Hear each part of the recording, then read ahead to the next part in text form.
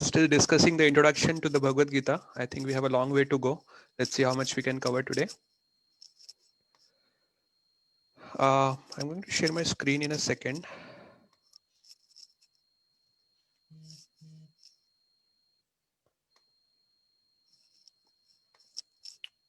Okay, is everyone able to see my screen?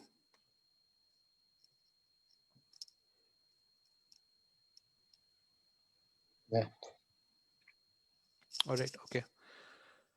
So here is where we had to start. So let's see what Srila Prabhupada is saying here. When Sanatan Goswami asked Sri Chaitanya Mahaprabhu about the Sarupa of every living being, the Lord replied that the Sarupa or constitutional position of the living being is the rendering of service to the Supreme Personality of Godhead. If we analyze this statement of Lord Chaitanya's, we can easily see that every living being is constantly engaged in rendering service to another living being. A living being serves other living beings in various capacities. By doing so, the living entity enjoys life. Though the lower animals serve human beings as servants, serve their master. A serves B, B master, B serves C master, and C serves D master, and so on. Under these circumstances, we can see that one friend serves another friend. The mother serves the son, the wife serves the husband serves the wife, and so on. If we go on searching in the spirit, it will be seen that there is no exception in the society of living beings to the activity of service. The politician presents his manifesto for the public to convince them of his capacity for service. The voters therefore give the politician their valuable votes, thinking that he will render valuable service to society. The shopkeeper serves the customer, and the artisan serves the capitalist. The capitalist serves the family, and the family serves the state in the terms of the eternal capacity of the eternal living being.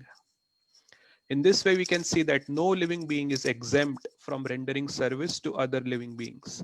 And therefore, we can safely conclude that service is the constant companion of the living being, and that the rendering of service is the eternal religion of the living being. So here Prabhupada is making a very important point. He's using the word eternal religion. Sometimes we use the word Sanatan Dharma. What exactly is that Sanatan Dharma? We have our own ideas, we have our own conceptions about Sanatan Dharma. But essentially, Dharma means something that is very innate to us, something that cannot be taken away from us. That is what Dharma means. Obviously, Dharma has many meanings. Sanskrit is a multivalent language, and words have different meanings. And Dharma has meaning at various levels, but at the core, if we look at the the very innate meaning of the word dharma means that which cannot be taken away from us. That is something very, very innate to our nature, our original nature. Swarupa means our original position, original nature. Here Prabhupada is using the word Swarupa as constitution. He translates this as constitutional position. This is our position in reference to the constitution.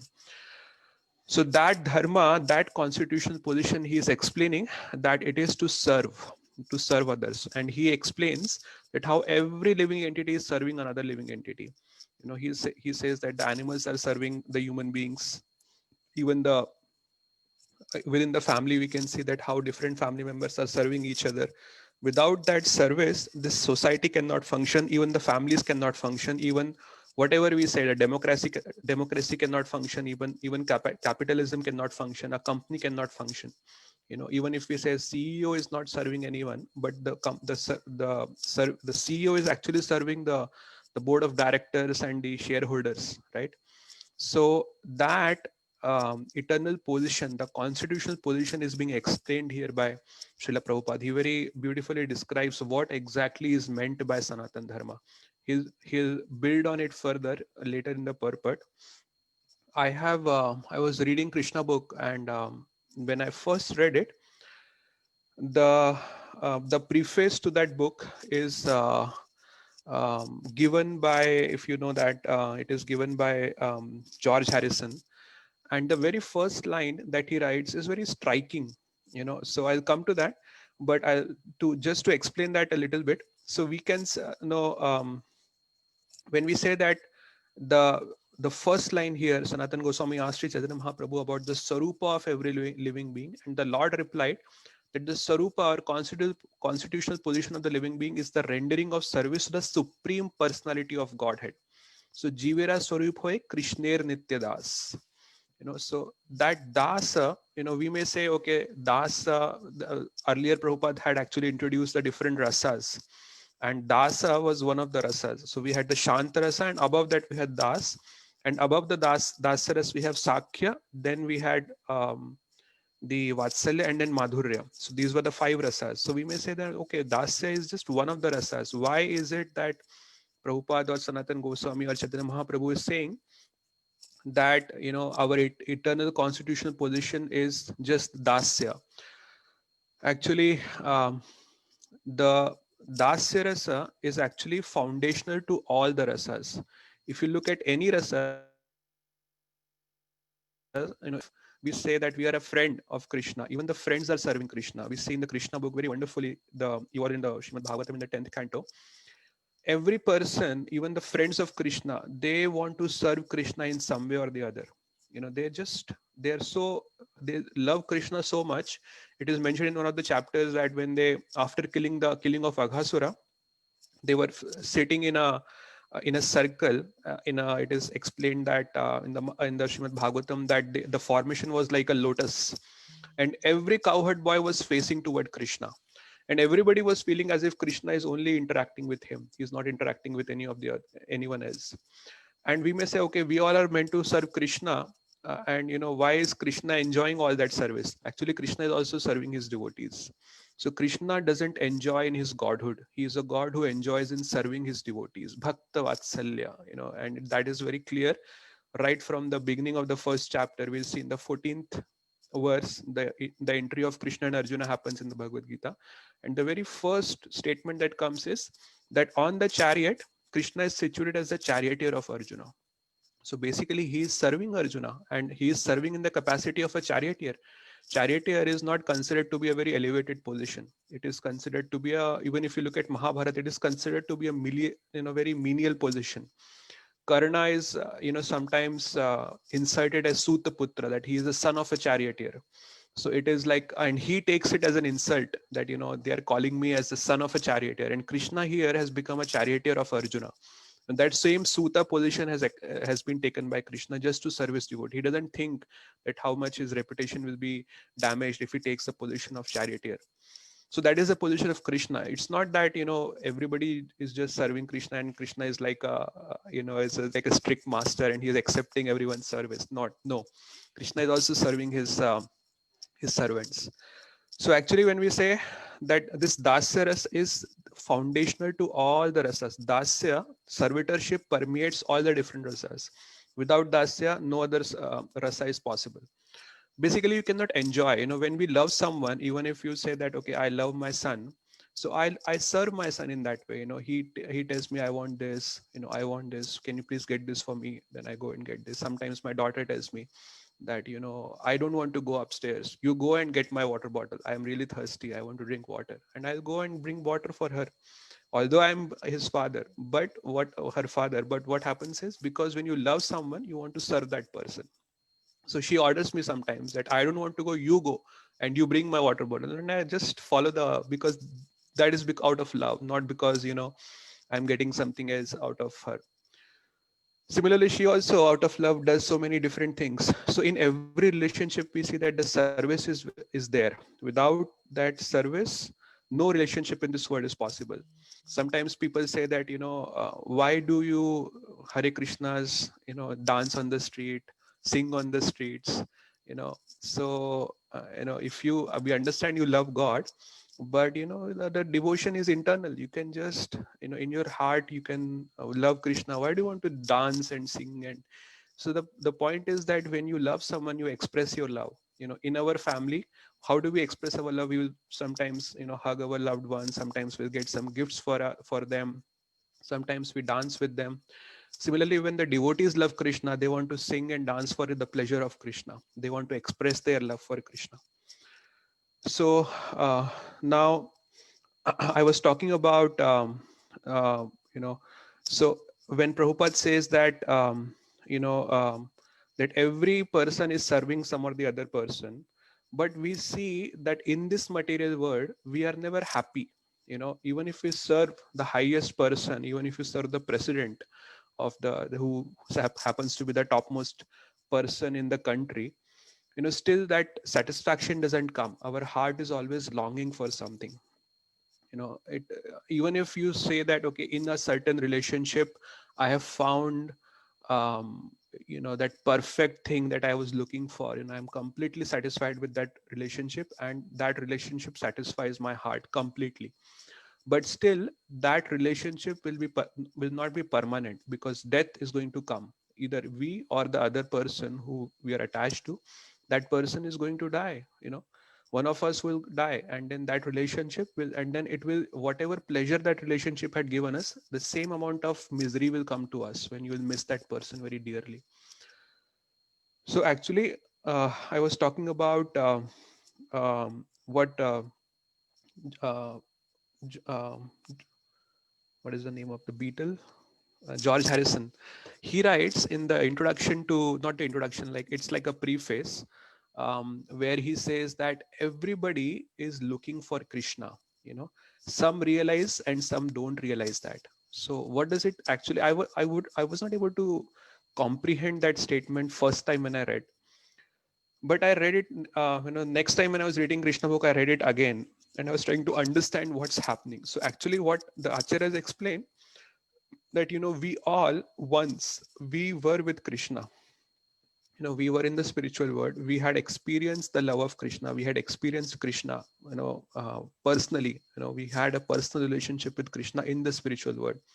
But somehow or the other we fell down from the spiritual world, we came to the material world. And when we were with Krishna, we were completely satisfied, we were getting happiness at the spiritual level. So there is a verse that comes in the Chaitanya Bhagavat, Krishna bhulya ji bhog vancha kare nikataya maya tare jhapatiya dhare. So when we were with Krishna, we were actually relishing that spiritual supreme love with Krishna. We were experiencing Krishna's personality. Krishna is all attractive. There is whatever you can ask for, that is there in Krishna.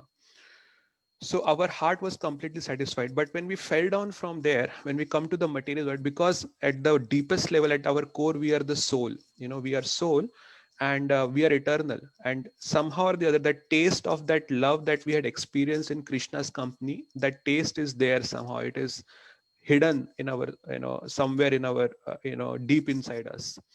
And when what we are trying to do is, when we meet others, we try to develop relationship with others, either friendly relationship or conjugal relationship. We actually are trying to get happy in that relationship. We think that the same happiness that we had derived with our when we were with Krishna, somehow or the other we'll get that same happiness in this relationship also. But what happens is, eventually we realize that this person is not Krishna. you know so and then we see that this relationship is not working out for me, or whatever. Either it could be a friend or whatever. And even if we find that perfect relationship, again it's going to be temporary. So if we realize it or not, actually what we are looking for is Krishna. Everybody in this world is looking for Krishna, and they are just trying to they don't realize. Most of the people don't realize. That's what George Harrison writes in the introduction to the Krishna book, that they just don't realize that they are looking for Krishna. And that is actually a very profound statement that he makes. So because we are identifying with the body, we are trying to make relationships at the bodily level. And when we are making the relationship at the body level, the body itself is temporary, and the capacity of the body is limited. So no relationship in this material world can actually satisfy us. Even if it may temporarily satisfy us, but in the long run, it's not going to satisfy us. So that's why here Prabhupada also writes that the eternal constitutional position of the living entity is to serve the supreme personality of Godhead. And this is a very important point to understand. Unless we understand this point, it's very difficult for us to make that progress. So that we say that we need to understand our relationship with Krishna, Sambandha Gyan, as we say. That Sambandha Gyan is actually explained here. Jivara Swarup hai Krishner Nitya Das, eternal servant of Krishna. So let's see what Srila Prabhupada says further. Yet, man professes to belong to a particular type of faith with reference to particular time and circumstance, and thus claims to be a Hindu, Muslim, Christian, Buddhist, or an adherent of any other sect. Such designations are non-Sanatan Dharma. A Hindu may change his faith to become a Muslim, or a Muslim may change his faith to become a Hindu, or a Christian may change his faith, and so on. But in all circumstances, the change of religious faith does not affect the eternal occupation of rendering service to others. The Hindu, Muslim, or Christian in all circumstances is a servant of someone. Thus, to profess a particular type of faith is not to profess one Sanatan Dharma. The rendering of service is Sanatan Dharma. So here Prabhupada makes it very clear that faith, dharma as it is explained, as it is understood in today's social context, dharma is understood to be as religion. And we say that, okay, no, I don't believe in Muslim religion, I believe in Hindu religion, or I don't believe in Hindu religion, I believe in Christian religion. So that is just faith, and faith is different than our our constitutional occupational position. Our Sanatan Dharma is, at the core, we are soul. We are not the bodies, we are the soul. And as soul, the Dharma of the soul is to serve. Serve the Supreme Person, serve the Supreme Personality of Godhead. But because we have acquired this body, we are the same Dharma that we are supposed to do at the spiritual level, we are trying to do that Dharma at the bodily level. So we may say that, okay, I am a Muslim or a Christian or a Buddhist, but those are just our sectarian identities. But actually, Sanatan Dharma is non-sectarian. It is, it is the religion of the soul. It is our innate dharma, which cannot be changed. No faith can actually change our eternal faith, our eternal, position. I'll read further. Factually, we are related to the Supreme Lord in service. The Supreme Lord is the supreme enjoyer, and we living entities are his servitors. We are created for his enjoyment. And if we participate in that eternal enjoyment with the Supreme Personality of Godhead, we become happy. We cannot become happy otherwise. It is not possible to be happy independently. Just as no one part of the body can be happy without cooperating with the stomach. It is not possible for the living entity to be happy without rendering transcendental loving service unto the Supreme Lord. So Krishna also says in the Bhagavad Gita 15.7, he says, all living entities are my parts and parcels, my parts and particles. What is that verse? Mamayvamsho jivaloke jiva bhuta sanatanaha manaha shasthani indriyani prakriti sthani karshati. This is a very profound verse. It kind of explains, why we are suffering in this material world. So here Prabhupada also explains that when he explains with the analogy of the stomach. Say the stomach, the body is one complete whole, and the hand is like a part of the body. If the hand thinks that, okay, I will just satisfy myself and I'll try to feed food to my own self, so it will, one hand can pick up food and it will go give to the other hand can try to chew it. It's not going to work, because what happens is, if the hand wants to be satisfied, it has to feed the food to the mouth will chew it, and the food will go to the stomach.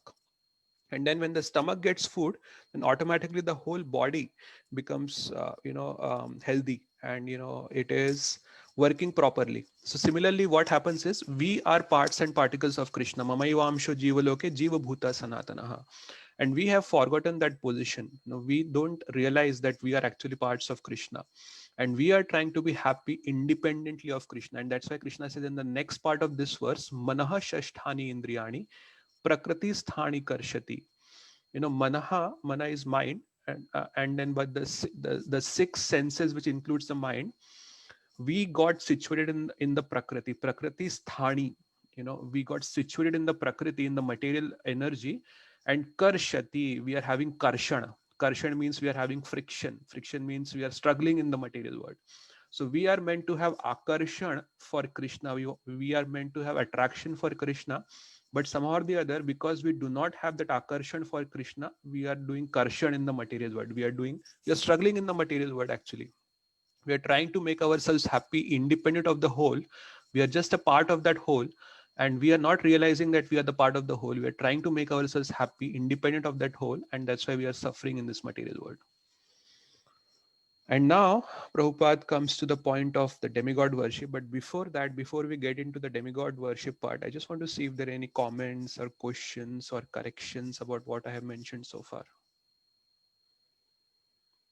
Anything that anyone would like to share?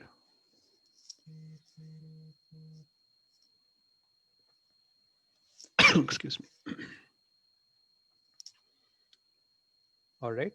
If there are no comments or questions, I'll move forward. I'll share my screen again.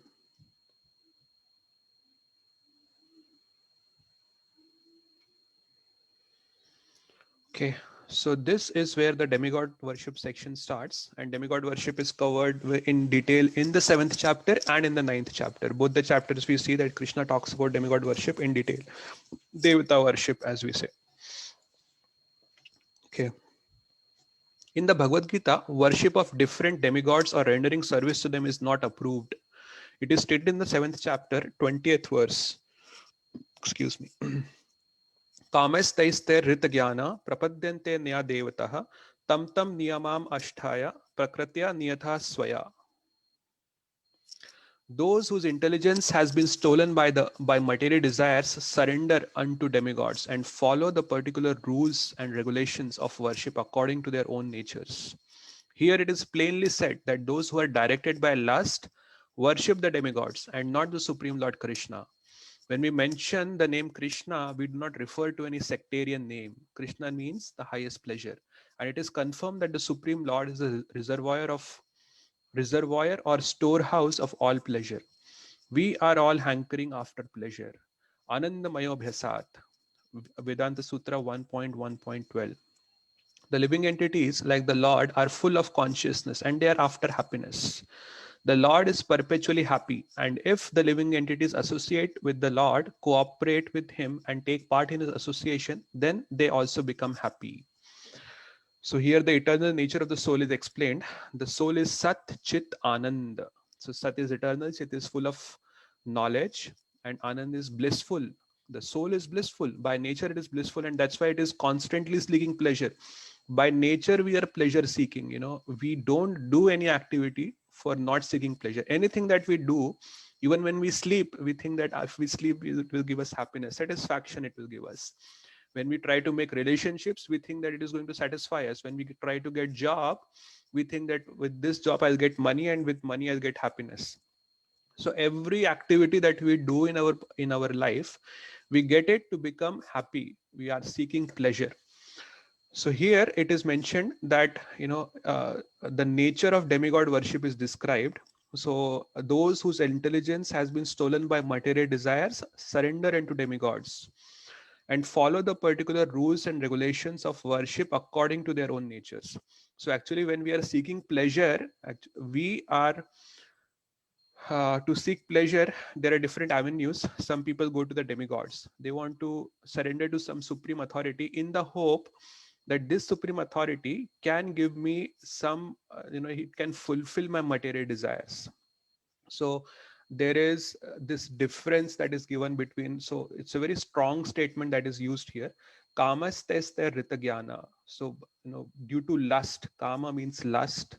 And, the word kama doesn't necessarily have a sexual connotation. Sometimes people think that kama always means lust.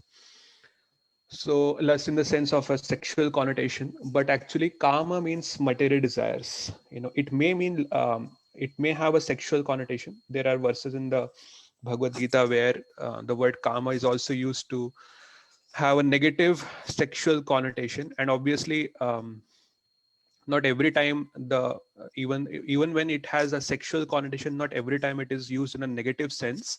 Sometimes it may have a positive sense also. When we say that the four purusharthas are dharma, arth, kama, and moksha. So their kama is used in a positive connotation. We first do dharma. When we do dharma, we acquire artha. Artha is basically resources. It may mean our money. Earth may means money also, or it may simply means material resources. And with that, we fulfill our kama. Kama is lust. Lust generally has a negative connotation, but generally kama means material desires, or it may also mean, there are, even the sexual desires are there, and not in a negative sense, but in a neutral or positive sense also. And then ultimately moksha. So the point is that, we want to fulfill our material desires, and in the hope of fulfilling those material desires, we sometimes, people sometimes approach the demigods. And here it is mentioned that people who have been blinded by lust, they actually approach demigods. So now, what exactly is the problem in the demigod worship? Sometimes we just don't understand why is Krishna, talking this here, and what is wrong with demigod worship. So actually, if we see the very next verse, this verse that Srila Prabhupada has quoted is 7.20. So actually, in the Bhagavad Gita, Krishna explains the full science of demigod worship. He explains how this whole process of demigod worship works. So he explains right in the next verse, 21st verse, he says, Yo yo yam yam tanum bhakta shraddhyarchitam ichhati tasya tasya achalam shraddham tam eva vidhamyaham. He says, yo yo, whoever, yam yam, whichever, tanu means form, whoever wants to worship whichever form, bhakta, he wants to dedicate himself, and shraddharchitam ichhati, with faith. Ichhati means he desires, so he desires to worship any form. Tasya tasya achalam shraddha, tam eva vidadhamyaham, I give faith to that person. So how does Krishna give faith? Krishna is situated as the Paramatma in the hearts of every living entity. And in the heart, Krishna actually, from the heart, he gives faith to that person to worship that particular form. Now, here a question may come that, okay, if demigod worship, it is so bad that you are saying that people who are blinded with lust, they worship demigods, then why is Krishna doing that? Why in the first place give that faith to someone to worship the demigods? So basically the point is, Krishna will also explain it later in the 16th chapter. He says, Yajante Satvika Devan. People who are in the mode of goodness, they worship the demigods. So there it is explained in a positive sense, and the acharyas explain that actually to submit to a higher authority, it is in the mode of goodness. Sometimes people think that in like Ravana's type mentality, he wanted to become God himself. He thought that, I can do everything. I'm so powerful. I can control everyone. I can do whatever I like. I can enjoy whichever woman I like. I can do everything in this world. I can kill.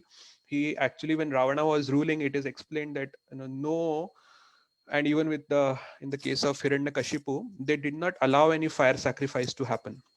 So in the Bhagavad Gita, it is explained that when the fire sacrifices happen, the demigods get strengthened by that. So by the cooperation of humans and the demigods, the whole system of this material world works. That is what is explained earlier in the Bhagavad Gita. So what these people do is they stop all fire sacrifices so that the demigods' authority gets weakened, and then it is easier to rule over them. So actually, to submit to a higher authority is good. We should not always think that I can do everything on my own. So in that sense, it is good, but it is not the best. Something may be good, but here what Krishna is doing in the Bhagavad Gita is he is giving us the best of the Vedic culture, the best of the Sanatan Dharma. So he's explaining that actually from the heart, I only give the faith to that person to worship a particular demigod. And when he has that faith, okay, he's worshiping the demigod. So, okay, the faith is there, but then he is asking for some material boons. He's asking for some material desire. So how is that fulfilled? So he explains that in the next verse. Satasya shraddhaya yuktas tasya aradhanam ihate labhate cha tatah kaman mai eva vihitan hitan. He says that with this, endowed with this faith, when the person worships a particular demigod, with faith, then what happens? My eva vihitan hitan. He says that actually I only give the desires, whatever he desires to obtain from the demigod, actually I bestow those desires, those whatever he's asking for, I give it to him. so that then the faith becomes stronger. Sometimes people say that, okay, you go to this particular temple. When I was a kid, there's in the North India there is this temple of what is it, Vaishno Devi. So people used to say that whatever you want, you go to this temple, you climb the hill on foot. I think it's a 14 kilometers hill and very steep hill. You climb it, and then whatever you want, you will get it from in that temple. So, but here Krishna is explaining that actually I am giving that boons. It is not that that particular demigod is giving it. It is me who is giving those, who is fulfilling those desires of that person, that particular living entity. So then, okay, Krishna is giving the faith to the person to worship the demigod, and then he's empowering the demigod to fulfill the desires of that living entity. So actually, so what is the problem now? So the problem is explained in the 7th chapter in the next verse, and actually the problem is very graphically explained in the 9th chapter also. We'll go to that 9th chapter also, but in the 7th chapter, Krishna says right in the next verse, 23rd verse, he says, Antavatstu phalam tesham tad bhavate alpamedhasam devan deva yajoyanti mad bhakta yanti mamapi. He says actually, you know, uh, Antavatstu phalam tesham. The whatever fruits they acquire from the demigods, they are temporary. They are not eternal. They will because they are asking for some petty things. What do we ask for? When we go to the temple, when I was studying in the college, I remember that in front of my hostel there used to be, I forgot which temple it was, but at the time of exams I used to go and then I used to pray, please pass me in the exam. So it might sound silly now, but at that time it used to be a big thing for me just to pass in the exam. It used to be a big deal for me. I couldn't imagine that I would fail the exam. And that was the biggest thing in my life at that time. As you grow in your life, you will have different challenges, different problems, and at that particular time those problems look very big to you. So at that time the biggest problem for me was to pass the exam. I was thinking my father had spent so much money for me to become an engineer. If I don't become an engineer, if I fail, then after that I passed all the exam, then what happened, then I wanted a job. So then again I'll go to the some temple and I ask for, please, I want a job, please help me. So actually every phase in our life we have different challenges, we have different problems. So at those times those problems look very very big, like monumental problems, and we think that, okay, if this problem is not overcome, then we won't be able to progress in our life, we won't be able to move forward in our life. But later when you look back and then the same problems look very petty problems to you. So actually that's what we do. We go to these different temples to ask for these petty things, and then these are all temporary things. Even if I get a good job, it's just for this particular life. It is meant to satisfy me in this life. It is not going to satisfy me eternally. So actually what that is what Krishna is explaining here. That you, whatever benefits you get from the demigods, because they are material desires, they are temporary. So the results are also temporary. And alpa medhasam, people who are less intelligent, alpa medhasam. So it's very important word that Krishna uses here. So actually sometimes there is this confusion that comes, that all paths go to Krishna.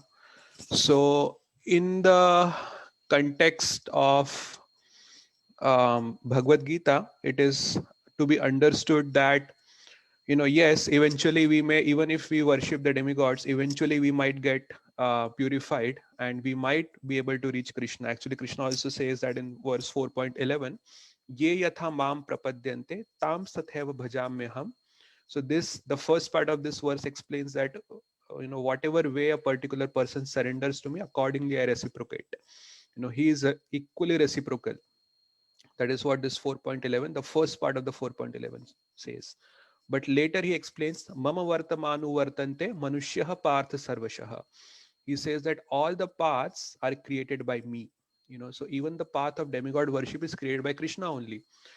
But eventually what will happen, how will we eventually reach Krishna? In the 7th chapter itself, Krishna explains that bahunam janmanam ante jnanvam mam prapadyante vasudevah sarvamiti sa mahatma sudurlabha. After many lifetimes, a person who we are gradually, very gradually progressing towards Krishna. So Krishna also gives us the fastest way to come to Krishna. He says that just you surrender to me and you'll come to me. Without any doubt, you will come to me. So that is the fastest way to go out of this material world. Or there is a slow way. We can go through different stages. It's like climbing the ladder, and the fastest way to go on the top of the building is to go through an elevator. You just go to the elevator, press a button, and you will go to the top of the building. But if you take the staircase, then you will climb one step, and it will take forever to reach you to the top of the building. So that's how it is. So all the paths are created by Krishna, and they are meant to reach to Krishna, but every path takes its own course of time to reach Krishna.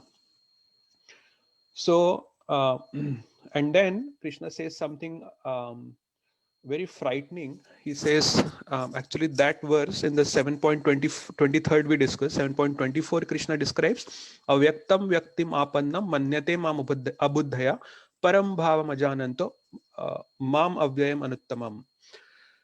He says, so in this until 7.3 he's talking about the demigod worship, but in 7.24 he basically starts talking about people who consider Krishna to be impersonal. So Krishna explains in 7.24 is that lower than the demigod worshipper is people who are people who consider that I was earlier impersonal and now I have taken this form. Avyaktam vyaktim apannam. Those who think that I was avyakta, I was impersonal, and now I have taken vyaktim apannam, I have taken this form.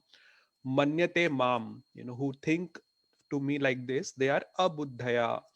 They are less, they have no intelligence. Abuddhaya. There he had said alpamedasa, less intelligent. Here he is saying no intelligence. So there is also so basically there are steps, there are levels of people. So there he was talking about demigod worship. They are at a particular level, and below them is people who consider that Krishna was impersonally and now he has taken this particular form. So now actually this is what Krishna explains in the 7th chapter about demigod worship, but in the 9th chapter he gives more details. So the demigod worship section starts in the 9th chapter in verse 9.20, where the very first verse is like a sutra. It's like a it's very sweet in one sense, but the very next verse to that is very frightening. So that sweet verse that Krishna says in 9.20 is Traividya mam somapaha puta papa yagyarishtva swargatim prarthayante te punyam asadya surendra lokam ashnanti divyan divideva bhogan. He says Traividya mam somapaha puta papa. Traividya is the three Vedas, people who study the three Vedas, and Somapah, people who drink the Soma juice, Put Papa, they become purified of their sins, and Yagyarištva Swargatim Prarthayante, through this sacrifice, they attain the heavenly planets, and then on the strength of these pious activities, they attain to the heavenly planet, Surendra Lokam. Surendra is Indra, Loka is the abode of Indra. They attain the abode of Indra, and Ashnanti Divyan Divideva Bhogan. They actually enjoy godly delights over there. So this verse is very sweet. Wow, this seems very nice. You go to the heavenly planets and you enjoy godly delights over there with Indra. So nice. But in the very next verse, he brings them down. He says, Tetam bhuktva swarga lokam vishalam, kshine punya martya lokam vishanti, evam trai dharmam anuprapanna gatagatam kama kama labhante. But he says that when the results of the pious activities are exhausted, then they fall down again. They come back to this material world, to this to the earthly planets. So this is synonymous to going for holidays. Sometimes we go to resorts. When we go to resort, it is so nice. In the morning you wake up, you have like a 20-course breakfast in front of you. You enjoy that. After you breakfast, then you go to a nice beach, you relax there, drink some cold drinks, etc., and have fun. Then you come for lunch, then again relax. So nice. It looks very amazing. And when so we can only stay in a resort for some days, maybe say 5 days or maybe a week. After that we don't have that much amount, we don't have that much money to pay to the resorts. Then we have to come back to our original home, and then again the same thing starts. You have to go to office, you have to the kids have to go to school. So like that, so it is the same kind of analogy that Krishna is giving. And then what happens? Gata gatam kama kama labhante. So we keep going on holidays every year. We may go to 2 or 3 holidays, and like that these people also, they go to the Swargaloka and then they again come down. Gata gatam kama kama labhante. They come, they go, they don't get anything lasting over here. And that's how it is. And then he contrasts it with his own worship. He says, Ananyas chintayanto mam ye jana pariupasate tesham nityabhiyuktanam yogakshemam vahamyaham. This is the very next verse, 9.22. So 9.20 and 21 we discussed.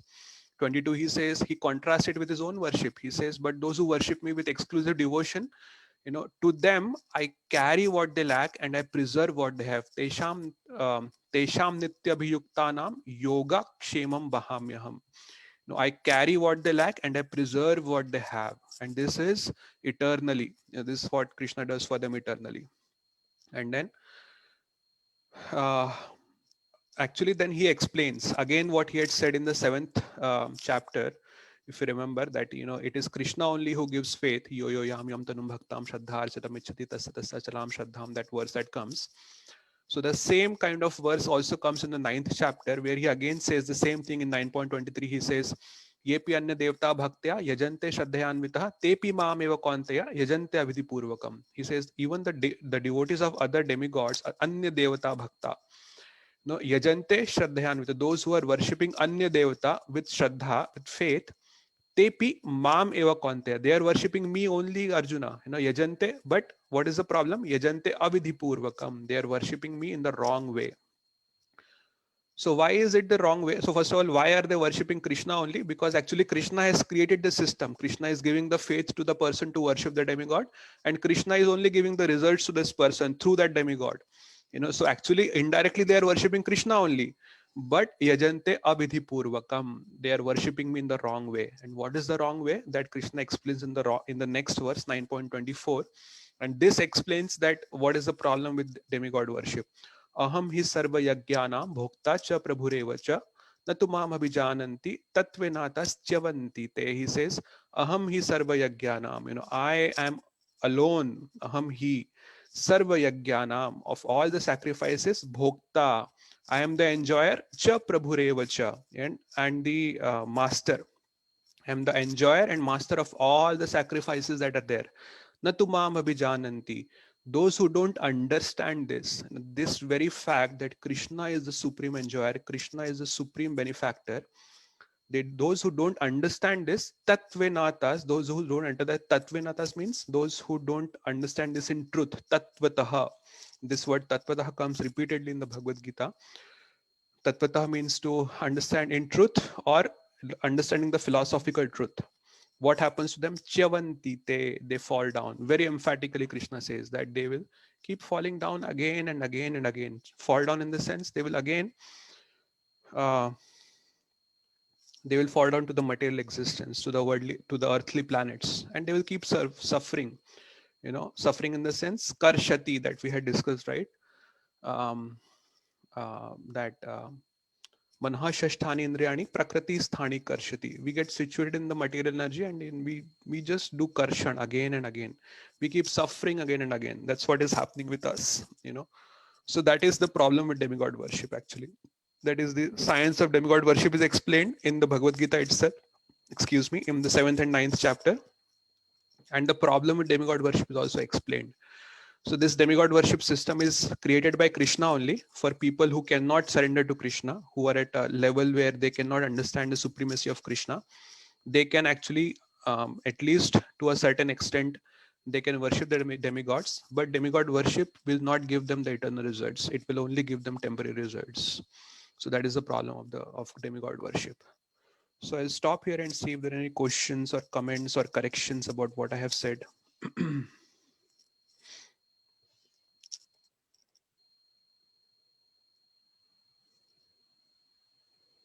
Any questions, comments?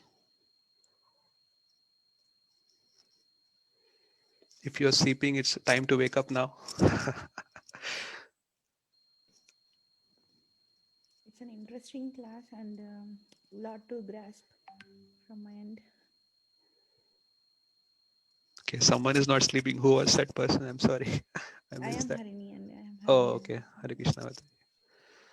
Okay, so if there are no other comments and questions, let me move forward from here.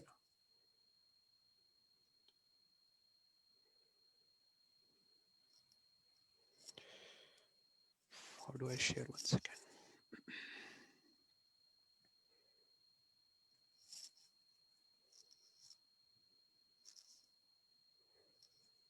Okay, so we completed this paragraph and let's move on to the next one. The Lord descends to this mortal world to show his pastimes in Vrindavan, which are full of happiness. When Lord Sri Krishna was in Vrindavan, his activities with his cowherd boyfriends, with his damsel friends, with the other inhabitants of Vrindavan, and with the cows are all full of happiness. The total population of Vrindavan knew nothing but Krishna.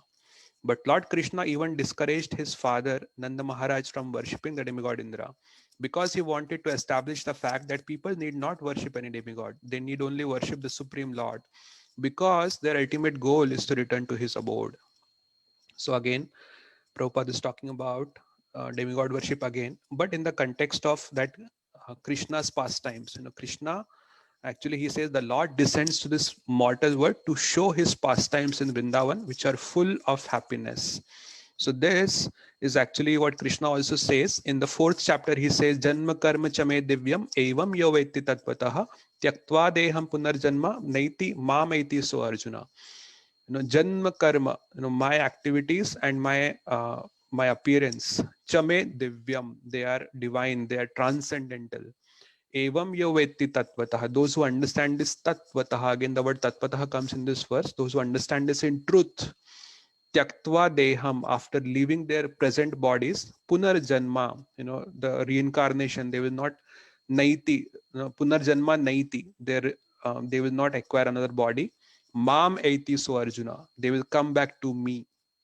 Oh Arjuna, he's explaining over here in 4.9, and that is what Srila Prabhupada is also saying, that actually Krishna comes to this material world to reveal his pastimes, the beautiful pastimes that he is actually eternally performing in the spiritual world. He comes to this material world to give us a glimpse of his pastimes.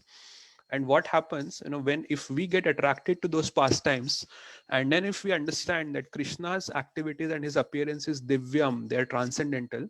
If we understand this in truth, tatvatah, then we'll not come back to this material world. We'll go back to the spiritual world, and that actually is the ultimate purpose of our human life. Human life is meant for going out of this material world. That is what Srila Prabhupada explains.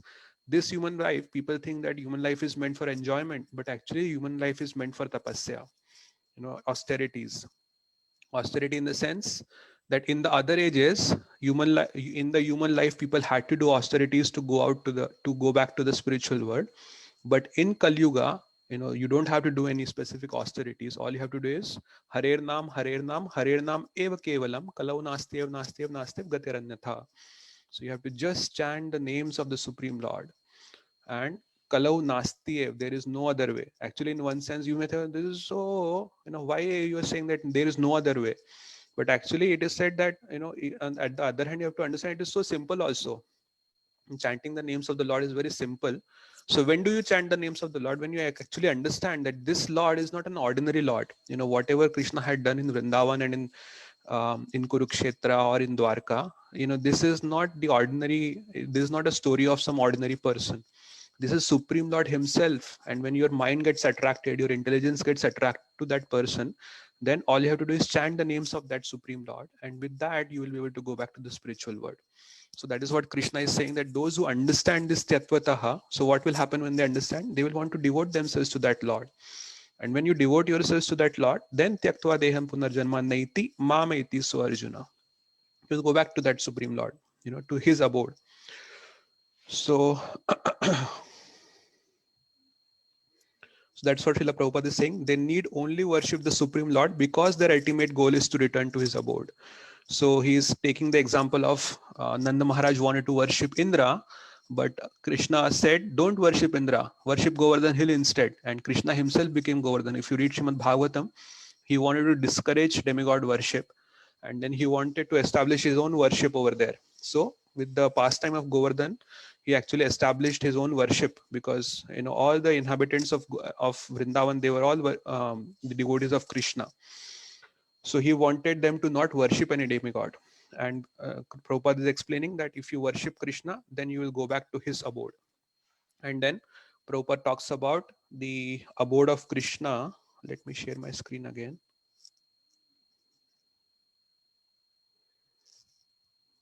Yeah.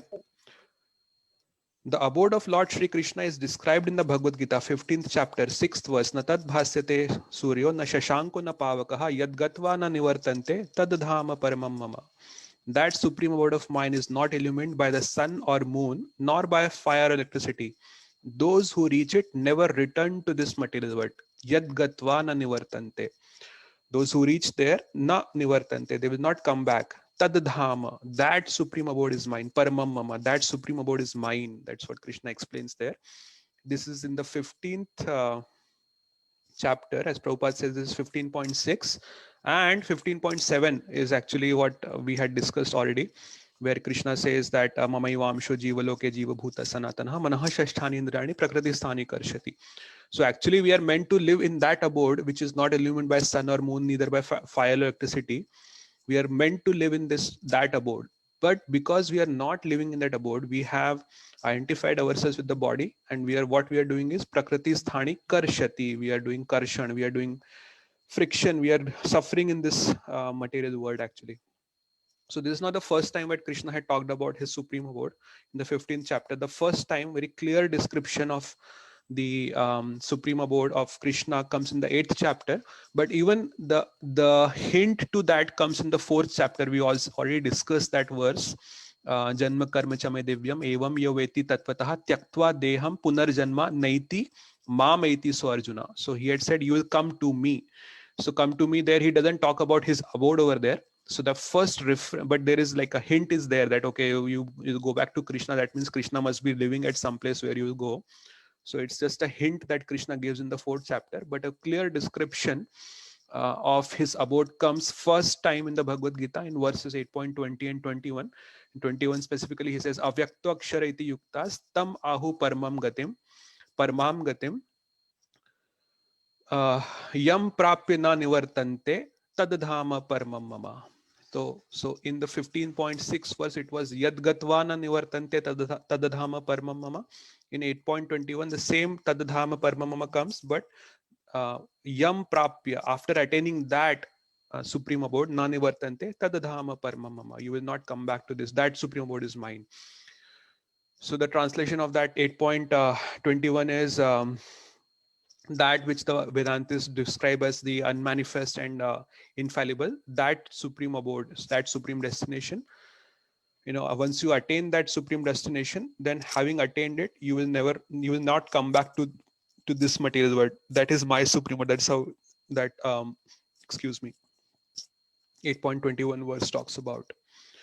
So Krishna's abode is described multiple times in the Bhagavad Gita, although a very a very emphatic description of how his abode looks like, what happens in his abode, all that is described in the Srimad Bhagavatam in detail. But here in the Bhagavad Gita, because it is a discussion that is happening on the battlefield, Krishna doesn't give so many details about it. He just describes at a very high level. He just says that okay, in the 15th chapter, for example, he says that natad bhasyate suryo, it is not illumined by suryo, means sun, and na shashanko na pavakaha, but nor by moon or by electricity or fire. Yad gatvana nivartante tadhama. So basically he says that all these material things are needed in the material world. It is not needed in my spirit, in the spiritual world. The spiritual world is self-effulgent, so there is no need for any sun or moon or fire or electricity. It is self-effulgent. So he gives hints of his abode in the Bhagavad Gita, but a very clear description comes in the Srimad Bhagavatam, where what is exactly happening in the supreme abode of Krishna, that is described very clearly in the Bhagavatam. So I'll stop here. We don't have much time left. Just 3 more minutes remaining. I just want to see if there are any final comments, questions, corrections about what I have said today.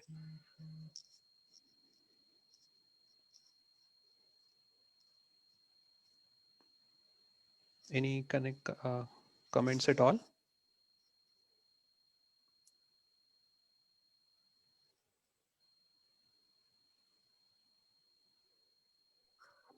Karishye Bachanam Tabu. That was Omyo Prabhu. All right. So if there are no other comments or questions, I think I'll stop here. There's not much time to start another paragraph. So I'm sure Pyare Prabhu will cover a lot of more interesting things tomorrow. So we can offer the obeisances to the Vaishnavas. Vancha kalpatarubhyascha kripa sindhyabhya evacha patitanam pavanebhyo Vaishnavebhyo namo namaha. Ananta Koti Vaishnavrinda ki jai. Srila Prabhupada ki jai. Hare Krishna.